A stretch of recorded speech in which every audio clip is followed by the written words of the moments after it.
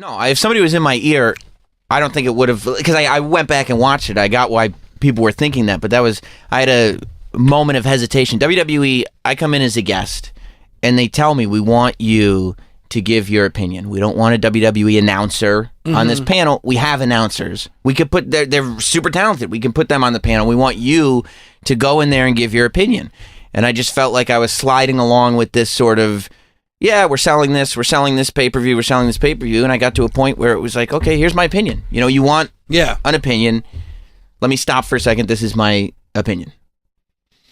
So do you regret it? No.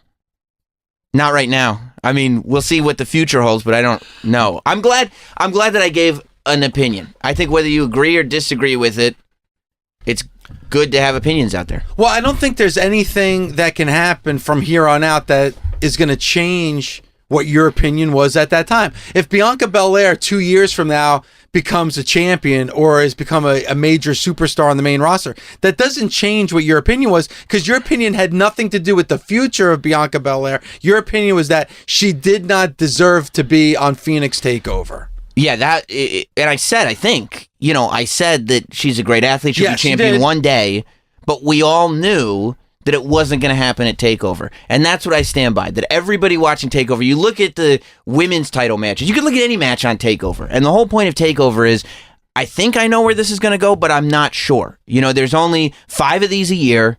They're 2 hours and change, so there's only 4 or 5 matches on each show, and they've created this brand of show that is special, and it's different than any other pay-per-view that WWE puts on.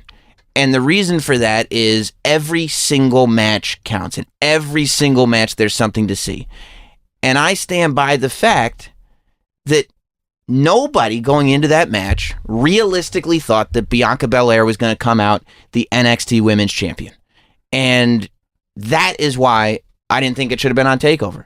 I think you could do that match on NXT TV and you could still have, this is a great match. But, when you had Ember Moon versus Asuka, you were like, this might be the one to take out Asuka. When you had Kairi Sane versus Shayna Baszler, Kairi Sane might do it. She did do it at one point. When you had, the first Brooklyn TakeOver, Bayley versus Sasha Banks, still talked about one of the all-time great women's matches that has ever been in WWE. And the reason for that is you were lost in the match. You didn't know which way it was going to go. It wasn't just a display of skill. It was, I don't know who's going to win this match. And going into TakeOver, if people are being honest, I don't think anybody thought that Bianca Belair was realistically going to leave with the NXT Women's Championship. Well, in my opinion, I thought that Bianca, and it wasn't because I had a dog in the fight and I was just, Bianca cheering section. It was the fact that she had an undefeated streak, and the difference between all the women that you named and Bianca is Bianca had an undefeated streak going in against the champion and had not been in matches with the champion before, like Kairi Sane and like Bayley, and the list goes on of women that were down there at NXT. They build her as an undefeated streak, like a Goldberg type of streak. Anybody that has a streak going has a shot.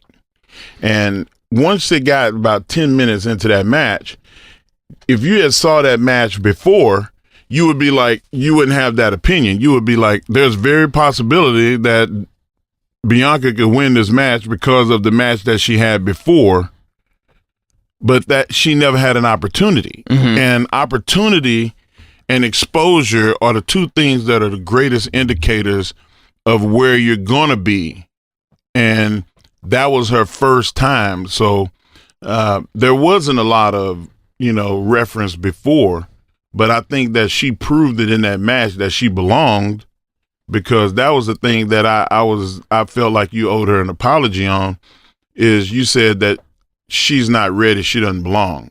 And she proved in that match that she's ready and she belongs. I mean, she also came out of the match saying she was still undefeated. And I'm like, Bianca, what are we talking about here? This whole idea of undefeated is an attitude. No, it's not. No, like undefeated refers to not being defeated, and she was right. Indeed defeated. And I'm not even that's saying, delusional. It's delusional. Right. Yeah, that's something else entirely. But I think your tone too, Sam, because another thing that you mentioned was about her ponytail. Almost like she's a one-trick pony, like she's all gimmick, referring to that ponytail. Do you feel differently after watching that match? She had a great match. And like I said, I still think she's a great athlete. I thought she was a great athlete going in. But what do you think about the ponytail now? Because the ponytail did leave us nice little cut. If anything was going to shut me up, it was the fact that the ponytail actually left a mark. It cut. Like that was the one. What didn't shut me up was the fact that she lost. What did shut me up about the ponytail remark itself was that the ponytail actually cut skin, and I went, okay, maybe I don't want to get whipped with a ponytail. But it doesn't take away from the fact that Shayna Baszler is this all-around competitor that might be the best NXT Women's Champion. That's a long line of champions. Yeah. Might be the best NXT Women's Champion there's ever been. And so the bar... She's in the argument. She's in the argument. Right. And that's all I'm saying. But the bar is raised. And when that bar gets raised to that level, I feel like when you're putting on a takeover, you owe it to takeover to not put people on that haven't been tested.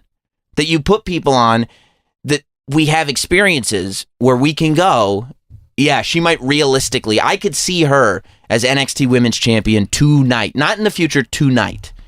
And there was nothing, Bianca Belair had an undefeated streak. Tatanka had an undefeated streak. I never saw Tatanka as a potential WWE champion of the world. Okay, but you do want to have that championship defended on the takeover. If it's not Bianca Belair, who else on that NXT brand could challenge for that championship that you would look at and say, you know what, that's potentially the next champion? Well, I mean, that's the thing. I think you would have to have changed the way things are done. I think Lacey Evans shown in a different light leading up to takeover would have been a great competitor. I think Rhea Ripley, after that performance at NXT UK, immediately when I saw Rhea Ripley at NXT UK, even though she lost, I said that's the match that I want to see. I want to see Rhea Ripley versus Shayna Baszler. She's impressive. And she's very impressive. Right.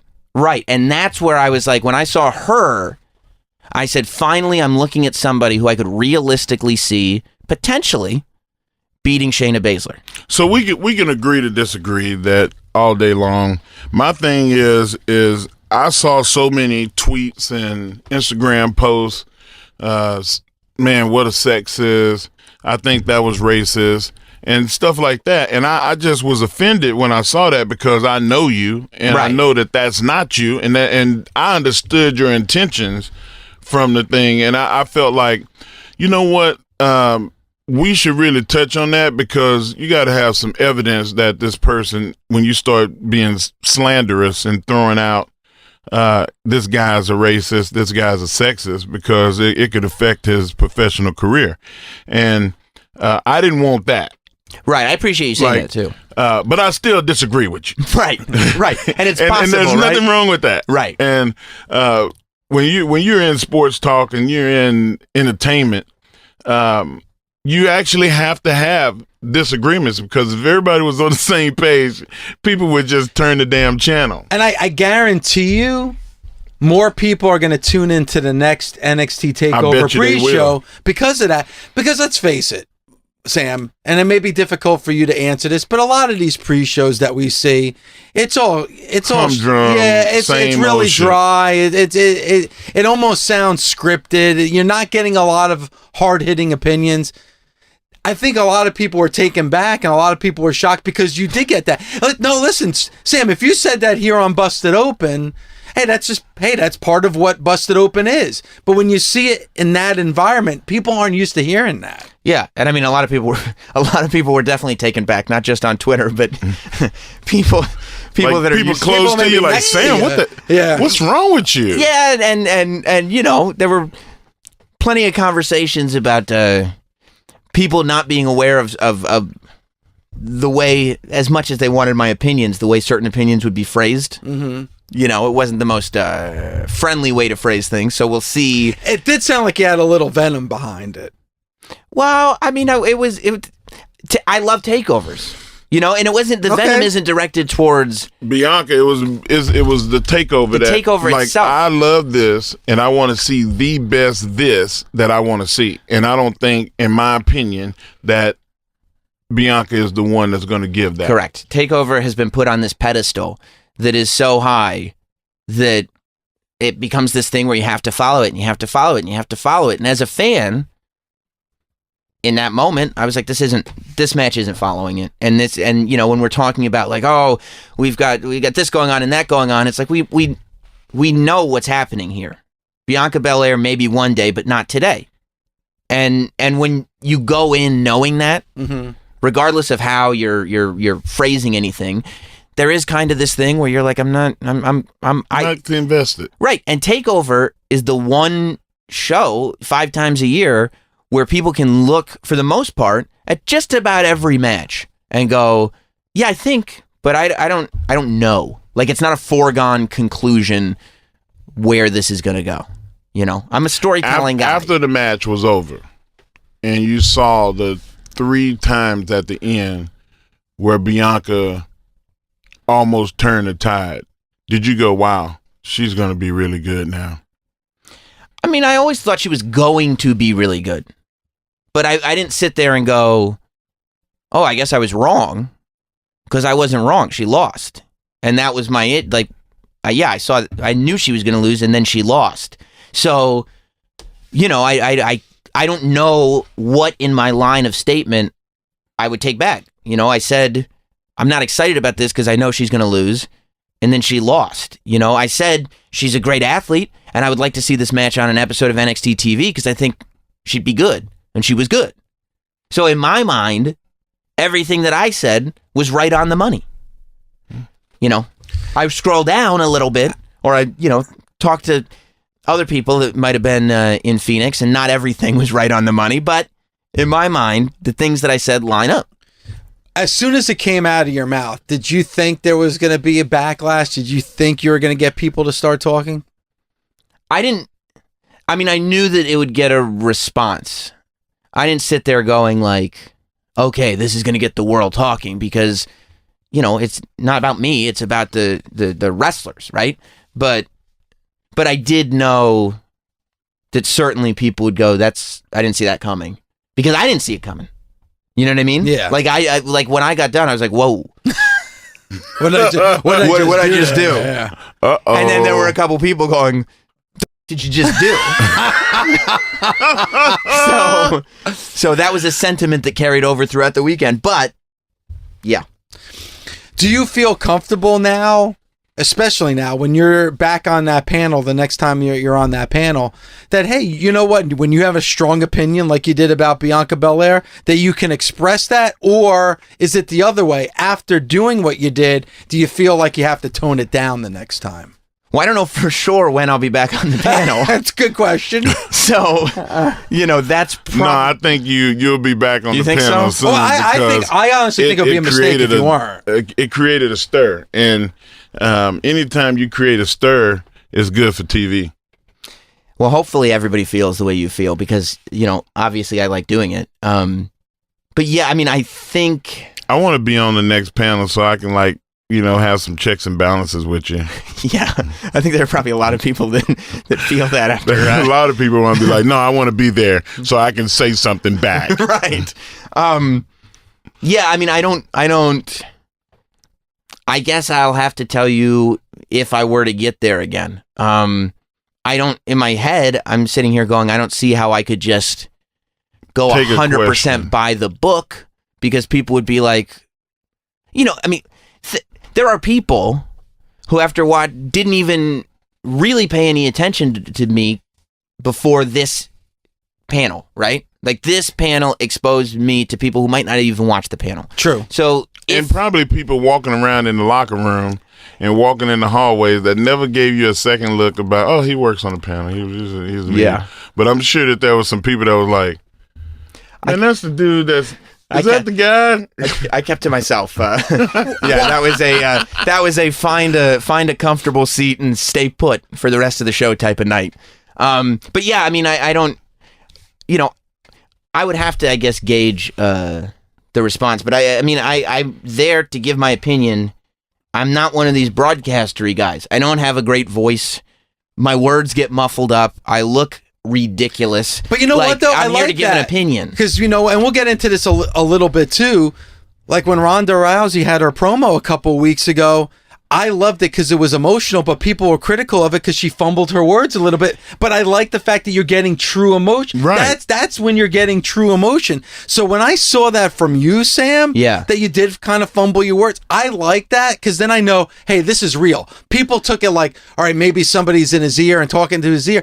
With the way that I saw it was like, this is really coming from his true emotions because when you get that excited and that emotional about something, sometimes you do trip on your words from time to time. Yeah, I mean that's what real life looks like. Yeah, and I don't see you as looking ridiculous. By the way, I appreciate that. But with all the things that you said that don't quite measure up to all the people that are traditionally seen on television or heard on radio, how talented are you to still be here and to still be at the top with all the things that you said are not traditionally the way it's supposed to be. So I've never got by on good looks. That's hard for me to believe.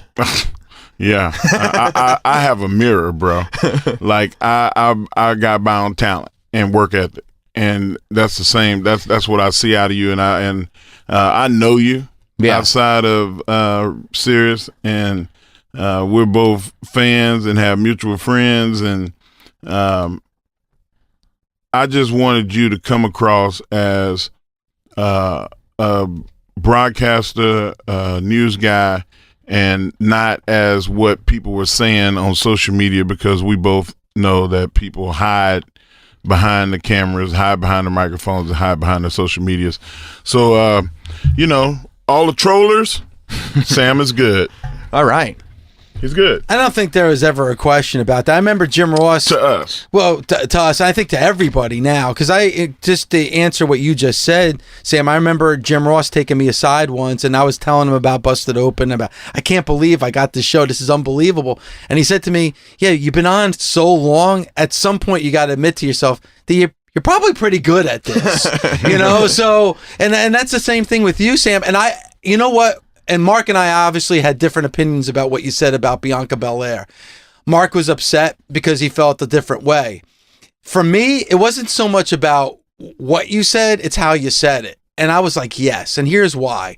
Because you get a lot of flack for being a quote-unquote WWE shill at times. Oh, that's the word. Yes. Shill. A shill to the WWE. Okay, now, you have this shill. He toes the company line, so to speak. He won't say certain things because he doesn't want to upset the WWE. Okay. Now, when I saw that at NXT Takeover pre-show, I was like, this is Sam proving that you're not a WWE show, because here you are being critical of a WWE superstar. It'd be one thing for you to say, you know what? Bianca Belair is going after that championship. I don't think she's going to do it tonight. Tonight's not her night. It's another thing to say, she should not be here. She is not ready. She shouldn't be anywhere close to a takeover. Well, I mean, that's why, look, I don't care if people disagree with me. They're allowed to. Yes. I'm entitled to my opinion. Anybody else is entitled to their opinion. But the one thing I'm not going to do is apologize to anybody, because this is what I do. That'd be like me saying, hey, Mark, that guy got hurt when you body slammed him. You should apologize. And you're like, no, because I won the match. That's what I do. And don't steal my catchphrase. And I feel like I still got a lot left in the tank. You do. We're not getting a retirement speech from you anytime soon. No salmon jacket on you, Sam. No, not yet. Not yet. Not yet. Not by a long shot. All right. Really quick, because I know you're a busy man. That's right. You have multiple things going on in multiple outlets. All the time. We get the suspension on Becky Lynch last night on Monday Night Raw. Mm-hmm. I feel this is leading to her being at the main event at WrestleMania 35. I think most fans want to see Becky against Ronda in that main event. Mm-hmm. Do you agree with that? Or do you think Charlotte, who's part of the foundation of what we're seeing right now with the women's evolution and revolution, should be a part of that main event at the end of the day? No, I think it should be Becky and Ronda one-on-one. Yeah! And here's why. Mm-hmm. Charlotte, part of the foundation, yes. Amazing athlete, yes. But Charlotte, like, let's call it, because Charlotte's on that list. John Cena, Roman Reigns, Charlotte, incredible performers, faces of the company, nothing but opportunities. They're going to continue to get opportunities forever. Charlotte is going to get as many WrestleMania opportunities as she can stomach. We know this is true. Going forward, we're never going to have to worry about whether Charlotte is going to get a prime spot at WrestleMania. Becky Lynch is the one who, she was right in her promo on Raw. I mean, this wasn't supposed to happen, right? This wasn't in the plan a few months ago. So the fact that Becky Lynch got here, Becky Lynch should be the one who gets that spotlight. She earned it, and Charlotte's going to continue. We know this. Going to continue to get opportunity after opportunity following this WrestleMania and beyond. And let's be honest, Charlotte's still going to get a big match at WrestleMania. We're not going to have a WrestleMania unless Charlotte's injured where she doesn't have a big match. Don't you think that Charlotte and Asuka 2, that's my pick, would be just like awesome stellar on WrestleMania pay-per-view? Because think about it. Last year at WrestleMania, what did Charlotte do? She had that giant match against Asuka where it was title versus undefeated streak, eyes. What did Becky do? She lost in a battle royal in the pre-show, right? Yeah. You don't look at losing in a battle royal in the pre-show and go, well, clearly she'll be in the main event next year. But she got here, right? She wasn't here. She got here. Charlotte's been here. She's going to continue to be here. She is Charlotte. She is consistent. This is Becky Lynch's moment. Who knows what's going to happen a year from now? But we're here where we are now. Let's put the spotlight on Becky Lynch. Now, listen, I agree with you guys. I think the better match would be a one-on-one match with Becky and Ronda Rousey. But at the same time, you only get that first one time. You're only going to have that first main event at WrestleMania just that time at WrestleMania 35. And I think there is a story with Charlotte. I mean, you're just saying she's going to get opportunity after opportunity. Well, that's the story that Becky's been saying, that because of her name, she gets these opportunities. You could kill but it's two not birds, a name. But you could kill two birds with one stone. You could have that entitled person like a Charlotte Flair who gets the opportunities based on that in the main event, and then you have Ronda Rousey, who's the chosen corporate champion. That's the mainstream name, and Becky could be both. It's too much. They both won. Like Charlotte, Ronda is the champion and has won that championship. Nobody handed her that championship. She didn't win that in a 4-way or a 3-way or in a battle royal. She won it. Becky won her opportunity in a roundabout way. I mean, first of all, the day started with her tapping out to Asuka, and then she put herself into the Royal Rumble, but I digress. Fit Finlay put her in the Royal Rumble. Fit Finlay's got authority around there. He didn't even say anything. He's just like, Go ahead. Look, here's the problem. It's get out there. Get out there. Do your thing. It's too much, and it does take away from Becky to allow Charlotte another opportunity when we know. I understand, like, there's only going to be one first female main event. Mm-hmm.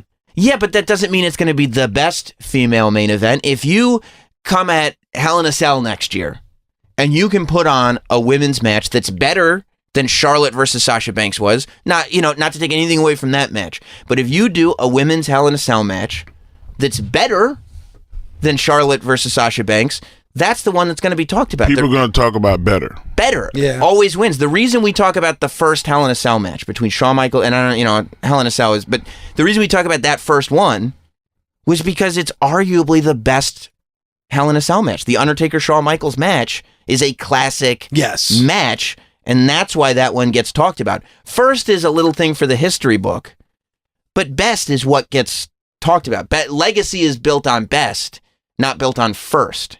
Charlotte doesn't have an issue with this. She doesn't need this. This isn't even a chapter. When you're going through the chapters of Charlotte in the future, another WrestleMania, another WrestleMania, another WrestleMania. This is going to be the year that this thing happened because somebody came up out of nowhere and set the world on fire, and that's Becky Lynch. And if anybody's going to get that first victory over Ronda Rousey, that's where it's going to count. In all honesty, Charlotte getting a victory over Ronda Rousey, it does exactly what I just said for Charlotte. Just another checkbox, another checkbox, another checkbox. Becky going to WrestleMania and getting a victory over Ronda Rousey makes Becky's career. And I think, and we talked about it earlier, Mark, Ronda's obviously a mainstream name already. Charlotte Flair's a mainstream name already. Becky Lynch is not. It's going to take that victory at WrestleMania 35 to put her on that tier along with Charlotte and Ronda Rousey. Yeah, I mean, people talk about Becky Lynch in a mainstream way, but it's one of these like, oh, who's that other wrestler that everybody's talking about now? Like, I know the Flair and I know Ronda. Isn't there another one that everybody's talking about? And that's the they will know her name Absolutely. after WrestleMania. Well, after what we saw at NXT Takeover in Phoenix, everybody knows the name of Sam Roberts. Sam, thanks so much for the time, my friend. Thank you for having me, and I'm so glad that you don't hit anybody unless you're paid. Yes, it's good news for me. That's good news. Yeah.